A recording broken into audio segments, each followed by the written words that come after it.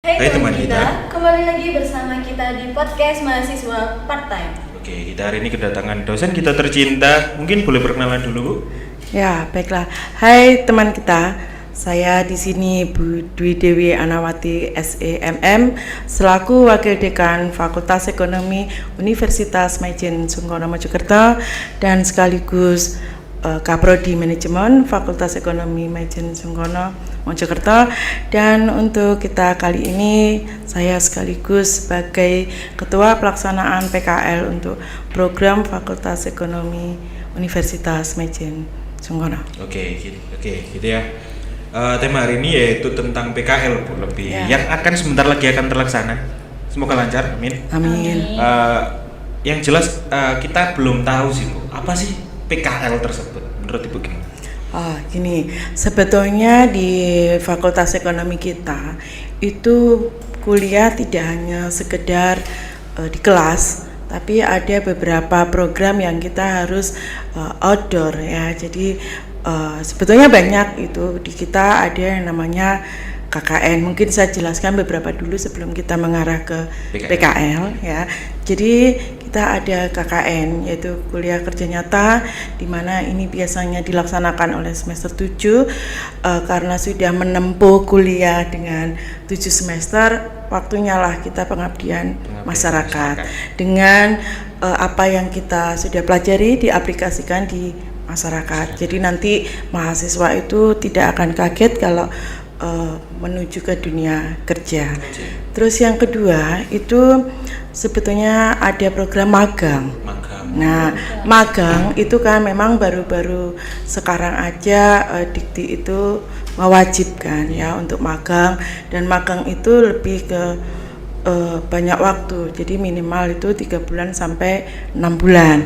Nah, itu tergantung dari perusahaan yang menerima dan penugasan daripada mahasiswa itu sesuai dengan bidangnya juga konsentrasinya. Jadi kalau di kita Fakultas Ekonomi itu ada 4 ya. Jadi terutama manajemen itu ada manajemen pemasaran, manajemen keuangan, manajemen operasi, dan satunya lagi adalah manajemen keuangan, SDM. SDM. Nah, dari keempat itu nanti kita akan dengan pihak perusahaan nanti akan menempatkan mahasiswa sesuai dengan kebutuhan daripada perusahaan, dan kita ada tekan kerjasama bahwa memang mahasiswa ini diperbolehkan untuk ke magang.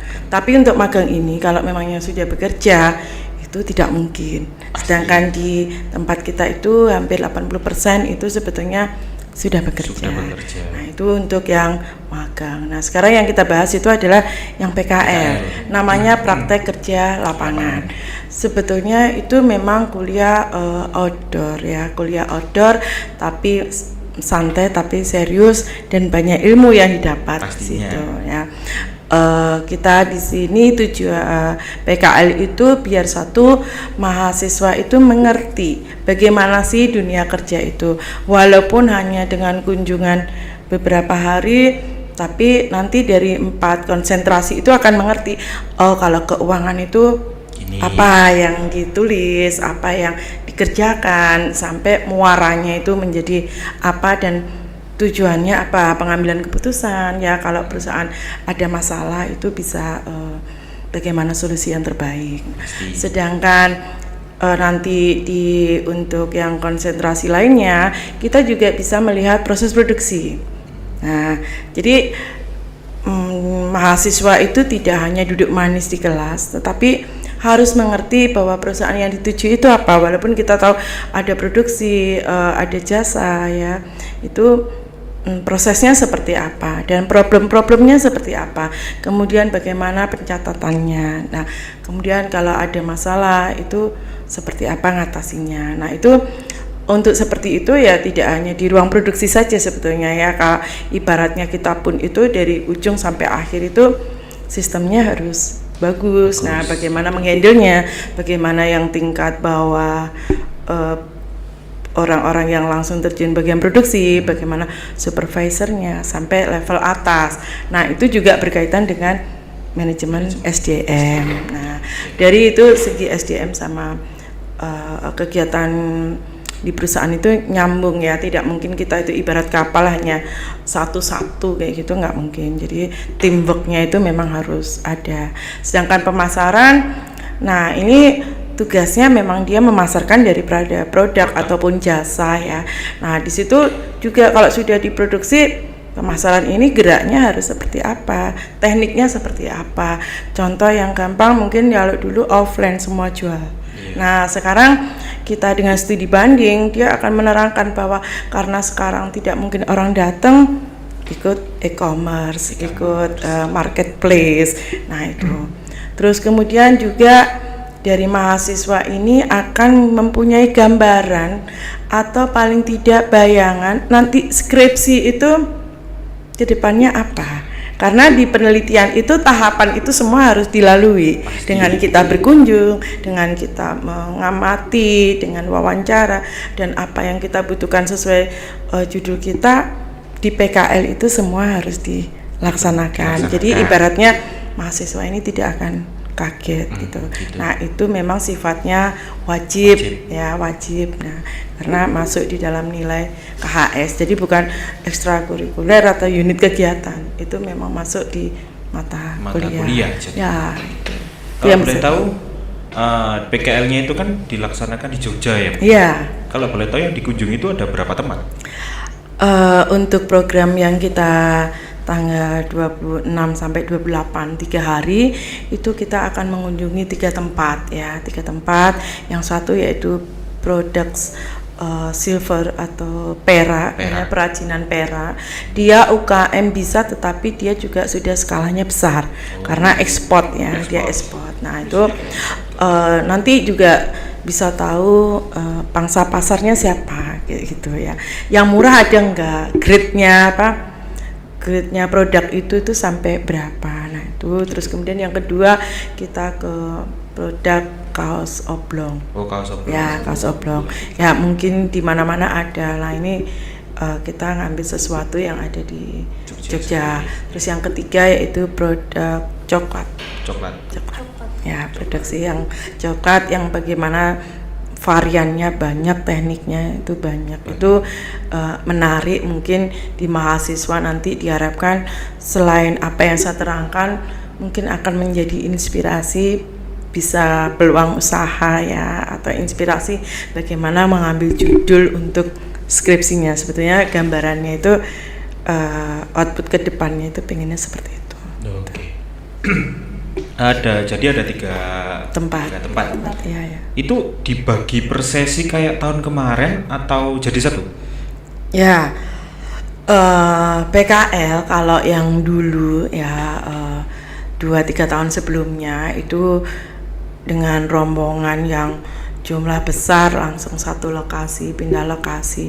Karena ini pandemi itu kita dioplos ya, dioplos itu maksud saya sesi 1 kunjungan kita 3 bis gitu ya, sesi 1 ke perak jam pertamanya, untuk yang satunya ke coklat, satunya lagi ke kaos ya. Nanti selesai itu akan pindah karena dari pihak perusahaan juga tidak membolehkan kita lebih dari apa yang menjadi standar prokesnya di Jogja itu ya. Jadi kita mematuhi, akhirnya kita konsep seperti itu ya. Dan ternyata kalau melihat kemarin mahasiswa itu menjadi fokus. Jadi akan kelihatan mana yang mendengarkan, mana yang tidak, mana yang menyatat. Iya. Ya. Karena kalau bayangkan aja kalau 5 bis dengan jumlah 50 kan banyak ya. Nah, itu pasti yang depan aja mungkin seperti itu. Nah, kalau ini karena jumlahnya maksimal 50 ya, dan mereka menyediakan kursi 50 ya, mau tidak mau semua menjadi fokus dan ilmunya bisa masuk. Oke, gitu. Untuk PKL ini kenapa sih Bu harus Jogja? Kenapa nggak kota lain seperti mungkin ada di Bali, Bandung seperti itu? Kenapa harus Jogja gitu? Ini sebetulnya kalau melihat sejarah, untuk ekonomi ini selalu luar kota, tidak pernah di sekitar sini. Sekitar Padahal sini. kalau kita tahu di Mojokerto nggak kurang-kurang UMKM. perusahaan ya, UMKM banyak gitu. Tetapi itu turun temurun memang mahasiswa menghendaki luar kota. Terus sebetulnya bukan mahasiswa juga, memang yang menerima dengan kapasitas besar itu mereka-mereka yang ada di luar kota. Nah, kalau kita sistemnya itu membebaskan mahasiswa untuk PKL di sembarang tempat, ibaratnya kita kuliah itu ada jadwal schedule ya, terus kemudian bagaimana dengan pendampingan, bagaimana dosen bisa ngatur jadwal, terus siapa yang menjamin bahwa mahasiswa ini PKL atau tidak. Nah itu akhirnya diputuskan karena yang menerima itu kebanyakan luar kota, ya akhirnya luar kota juga mungkin dari mahasiswa jenuh dengan situasi yang ada di sekitar Mojokerto. sini gitu kan ya. Ada satu lagi, mereka memang ingin merajut keluar dari Unimas itu ada satu kenangan satu angkatan. Oh gitu. Nah, Oke. karena selama 8 semester itu kayaknya nggak pernah pergi bareng-bareng ya. Nah itu sesuatu momen gitu ya. Jadi momen yang menyatukan. ya, gitu kan. jadi banyak sekali yang tidak ikut itu akhirnya menyesal karena dia tidak ada kegiatan-kegiatan bersama ya, padahal kapan lagi nggak ada gitu. Nah itu yang bagi kita pun ya menjadi kompak juga, kegiatan-kegiatan lainnya itu akan menjadi lebih gampang karena ini semester 5, untuk ketujuhnya ini kompak ya, untuk lulusnya menjadi kompak. Nah seperti itu. Oke. Lah menurut Bu Dewi sendiri, Ya. ketika bisa dibilang mahasiswa itu ikut ke PKL, menurut Bu Dewi apa sih output yang harus dikeluarkan oleh mahasiswa tersendiri? Misal bikin gini atau gimana? Menurut Bu Dewi gimana? Nah itu sebetulnya banyak output yang diharapkan ya, tapi itu balik lagi ke dosen pendamping dan sesuai dengan mata kuliah. Jadi kalau umpamanya dia wirausaha dengan PKL itu ada inspirasi, itu mahasiswa itu bisa mencoba ya. Kenapa kita nggak bisnis kaos kecil-kecilan ya? Kalau BEM ngadain acara nggak usah pesen ke sana, ayo kita sendiri aja. Nah ada hal-hal yang mencoba gitu lah ya. Mahasiswa pun kalau tidak mencoba kan kita bisnis takut itu ya nggak akan maju-maju itu. Terus kemudian yang kedua dalam nanti penulisan PKL kan ada penulisan laporan. Penulisan laporan. Nah itu tidak sekedar menulis tetapi kan ada buku panduannya juga. Nah itu latihan nanti dalam penulisan skripsi. Nah terus kemudian harapannya ya apa yang bisa diambil itu nanti akan bisa diterapkan. Nah itu kemudian nanti bisa juga merembet ke kegiatan KKN. Nah ini enaknya desa ini apa ya yang bisa juga menjadi pendampingan UKM yang ada di sekitar. Jadi ilmu-ilmu apa yang ada di sana itu bisa kita terapkan di lingkungan terkecil. Mungkin rumah itu bisa gitu ya. Manajemen itu kan luas ya. Manajemen rumah itu kalau semua ndak dikoordinir rumah ini ya jadi kacau. Tapi kalau ada aturan jam-jamnya harus pulang, harus apa, nah itu. Jadi harapannya seperti itu. Harapannya seperti itu. Jadi kalau boleh tahu Bu, sekarang ketika pelaksanaan ada atau tidak peraturan untuk mahasiswanya ketika ikut, ketika melakukan? Ada ya. Banyak sebetulnya ya. Satu, wajib. Kalau tidak ikut harus membuat pernyataan kenapa tidak ikut. Kita pun juga fleksibel, tidak harus. Sebetulnya wajib ya, tapi kalau kondisinya sakit kan kita juga tidak memaksa kayak gitu. Terus kemudian kalau perusahaan tidak mengizinkan, dia takut dikeluarkan atau di SP ya kita juga tidak memaksa. Nah, untuk tapi itu tidak banyak, enggak lebih dari 5% ya, paling kalau satu angkatan enggak lebih dari 10 biasanya. Nah itu akan diberi tugas sendiri biasanya sama dosen. Terus pada saat pelaksanaan ya yang tentu kamar nggak boleh campur kayak gitu. Terus kemudian harus prokes ya kalau sekarang udah level 1 ya, jadi tidak terlalu, tapi masker dan hand sanitizer itu tetap. Terus kemudian dia harus tidak boleh minuman keras, ya seperti itu. Terus kemudian jam berapa harus tidur, ya ibaratnya kita dititipin anak-anak kita ya dengan orang tua, kita pun harus jaga sampai ada yang berangkat sendiri itu kita benar-benar tidak diperbolehkan gitu. Takutnya nanti pamitnya PKL di kita pamit nggak ikut, di rumah pamitnya PKL ada apa-apa nanti kampus kita yang kena. Nah itu betul-betul kita ketat untuk itu ya pelaksanaan, karena ya kita sendiri menjaga ya amanah dari orang tua para mahasiswa. Iya gitu. Oke, menurut Bu Dewi sendiri gimana sih respon mahasiswa terhadap PKL di tahun ini?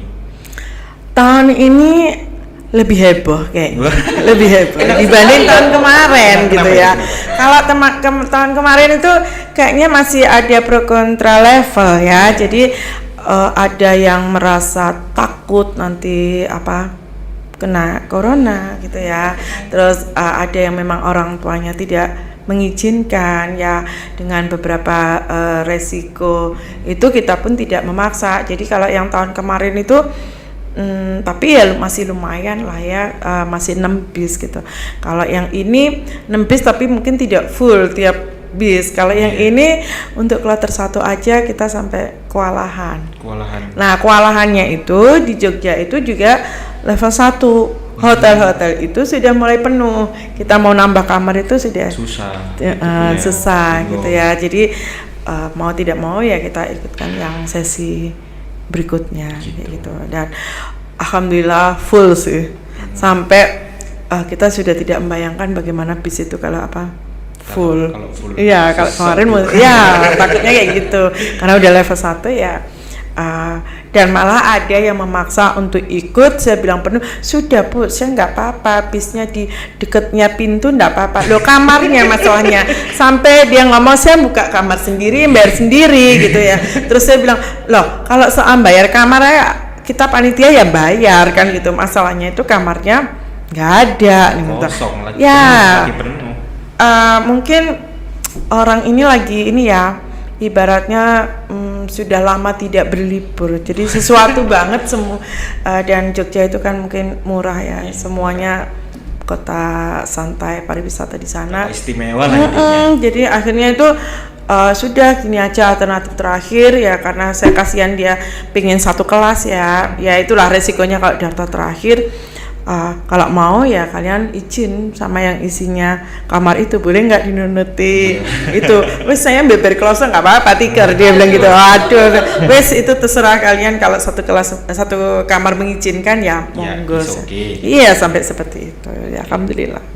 Lah kalau Bu Dewi sendiri kan dari beberapa tahun terakhir lah pasti ikut kan untuk ikut mendampingi di PKL dari beberapa angkatan terakhir. Nah itu selain kondisi dan tujuan, apa sih yang membedakan dari beberapa tahun terakhir dan PKL tahun ini?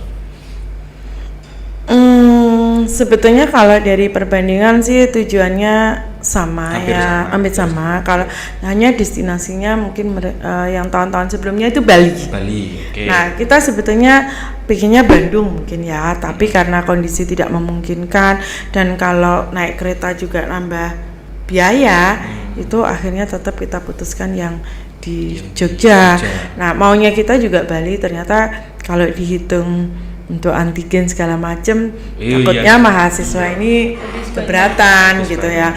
Cuman ya alhamdulillah setahun 2 tahun ke belakang ini mahasiswa itu salut, saya apresiasi banget, karena setiap mau semester itu kita sudah sosialisasi planningnya.